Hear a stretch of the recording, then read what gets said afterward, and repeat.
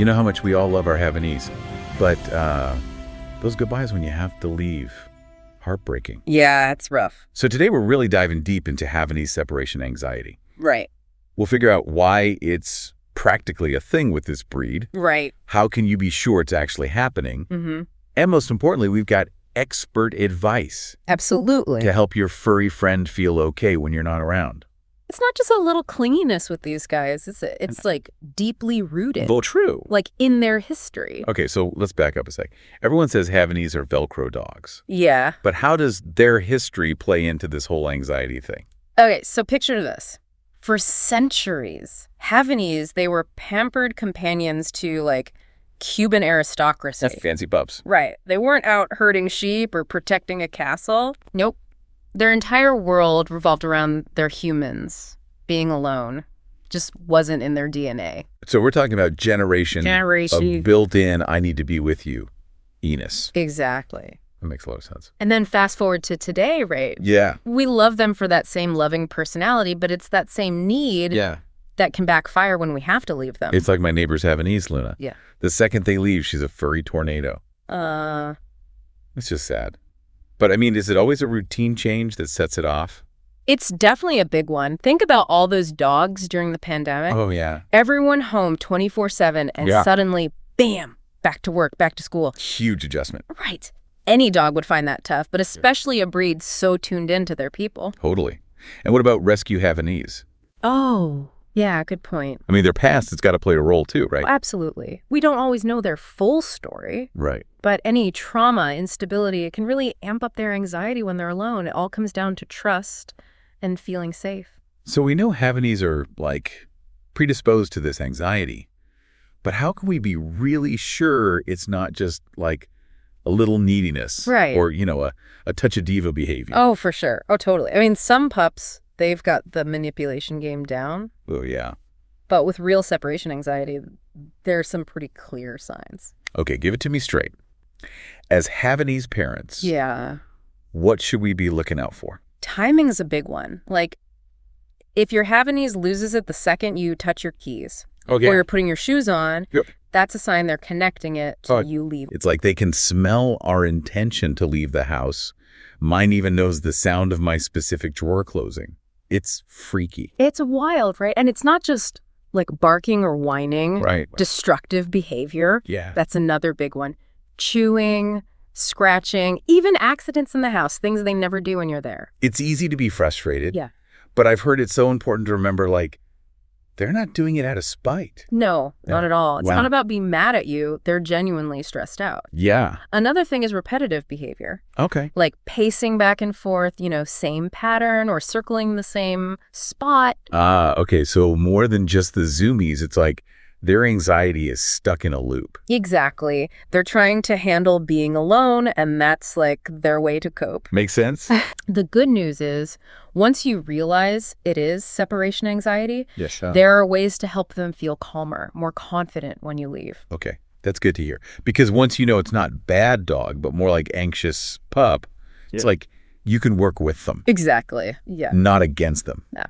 So where do we even start? I've heard gradual desensitization. Yeah.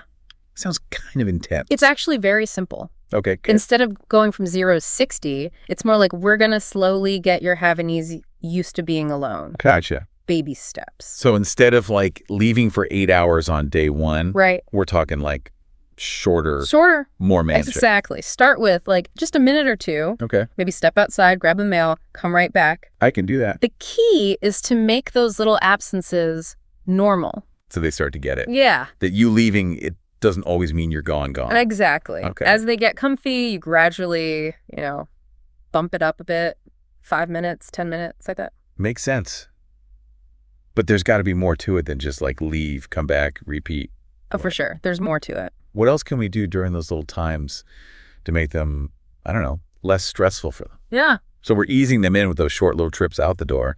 But how do we make those times alone less scary? What about when we do actually have to leave for like a while? Give me all your tips and tricks. So one thing you can try is connecting your leaving with something positive. Okay. So instead of it being this big sad thing, you want them thinking about something fun that happens when you go. Oh, I see. Like a special toy they only get when you're gone, or one of those puzzle feeders with their favorite treat. Exactly. You want them to be like, wait, hold on. When they leave, the good stuff comes out. Talk about turning a negative into a positive. What if those mini departures are still causing, like, meltdowns? So that's where building independence comes in. And I don't mean just leaving them alone. It's more like creating a safe space in your home, Okay. a place they connect with good vibes. So, like a cozy little corner with their bed, a blanket, maybe some calming shoes. Yes, a crate can actually be great for this. Right. As long as you introduce it the right way and never use it for punishment. The key is to make it really inviting. Encourage them to hang out there even when you're home with praise, treats, whatever your Havanese loves. It's all about making it positive. Now, we touched on this before, but how does exercise fit into this whole separation anxiety thing? Yeah. I'm all about that. Tired dog is a happy dog life. Yes. Physical exercise is so important. A good walk, some intense fetch. Right. Whatever gets that energy out makes a huge difference. A tired Havanese is just less likely to get all worked up and anxious. Sounds like they used up all their nervous energy so they can chill. Exactly. But it's not just about physical tiredness. Mental stimulation is just as important, maybe even more. Right. We can't forget about those smarty pants Havanese brains. Yeah. What are your go-to mental exercises? Puzzle feeders are awesome. You Yeah. have to figure out how to get the food, keeps them busy. Right. Even just doing some training, practicing tricks or commands Oh, yeah. can really tire them out mentally. It's like giving their brain a workout. So we've talked about some great strategies to start with, We have. but our listeners are dying to know, what do the big names in dog training, what do they say? Oh, I love this part. Let's start with Caesar Mellon, Yeah, okay. The dog whisperer. the one and only. He's all about leadership and routine. He believes dogs do well when they have clear boundaries, when they know their place. Right, it's that be calm and assertive energy he's known for. So for separation anxiety, would that mean like having a super clear routine when you leave? Exactly. It's all about consistency, making it predictable. Milan would probably say something like, a quick walk to bring off some energy, then a calm but firm stay when you leave. No long goodbyes, no drama. It's like you're projecting confidence that you'll be back so they don't have to freak out. Yeah. Now, switching gears a bit, what about Victoria Stilwell? I love her positive reinforcement style. Stillwell, the queen of positive reinforcement, she'd be all about making alone time a good thing. She'd probably be on board with gradual desensitization, Right. but also with making that alone space that we talked about super appealing. Fun toys, frozen Kongs, all that. It's like creating a little vacation for them. Right. And like Melaine, she'd say routine is key. But Stillwell's a big believer in teaching dogs how to cope, like settling on a mat, chewing a toy on their own. So it's not just about distracting them when you're gone, it's giving them the skills to calm themselves down, Exactly. manage their own anxiety. I love that. And it's a good reminder that whatever you choose, patience is everything. Don't expect overnight miracles. It takes time, doing it consistently, and lots of positive reinforcement. Certainly, that's for sure. But picture this. You get home from work, and instead of being tackled by anxiety, you've got a calm Havanese, maybe even snoozing peacefully. That's the dream, right? It's the dream. And while it might take some work, with the right approach, it's totally possible. And on that hopeful note, we're wrapping up this deep dive. To all our Havanese-loving listeners, you've got this. With some patience, understanding, and a few expert tips, you can help your furry friend feel safe, secure, and who knows, maybe even a little excited about those solo moments. Until next time.